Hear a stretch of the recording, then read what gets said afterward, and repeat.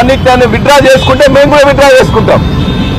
బండి సంజయ్ ఇవాళ ఖచ్చితంగా బండి సంజయ్ మాటలతోనే ఆయన రెచ్చగొడుతూనే ఆయన యొక్క కార్యకర్తలు వచ్చింది కాబట్టి ముఖ్యంగా ఆయన మీద కేసు నమోదు చేయాలి. సహాయ మంత్రి అయినా ఏదైనా కూడా ఇవాళ ప్రజలకు ఆయన వల్ల ఒరిగేది ఏం లేదు.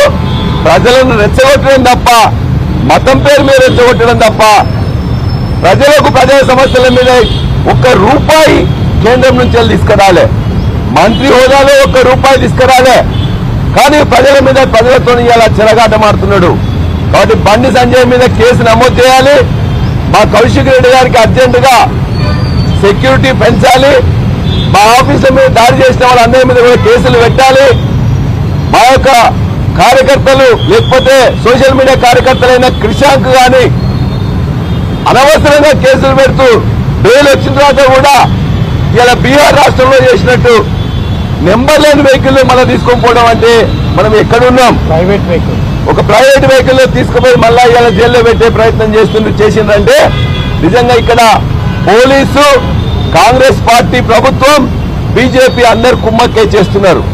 ప్రజలు చూస్తున్నారు. ఖచ్చితంగా ఇదే బండి సంజయ్ 3 సార్లు ఎమ్మెల్యేగా పోటీ చేస్తే కూడా చిత్తుగా ఓడించారు కరీంనగర్ ప్రజలు. ఎంపీగా మోడీ గారి ప్రభావంతో గెలిస్తే గెలవచ్చు.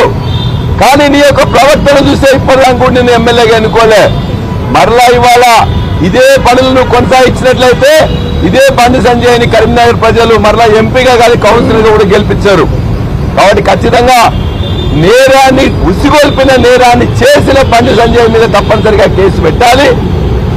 అందరినీ కూడా దోషులు ఎవరైతున్నారో వాళ్ళకి శిక్ష పట్టినట్టు కేసులు పెట్టాలని చెప్పేసి మా మీద అన్యాయంగా పెడుతున్న కేసులన్నింటినీ కూడా మీరు పునరాలోచించుకోమని చెప్పి డీజీ గారికి చెప్పినాం. డీజీ గారు మీరు మాకు సహాయం చేయాల్సిన అవసరం లేదు. మీరు మా పక్కన ఉండాల్సిన అవసరం లేదు. ఇవాళ చట్టపరంగా ఏ విధంగా ఉన్నాయో ఆ సెక్షన్లు ఖచ్చితంగా మా మీద ఏది పెడుతున్నారో వాళ్ళ మీద అదే పెట్టండి.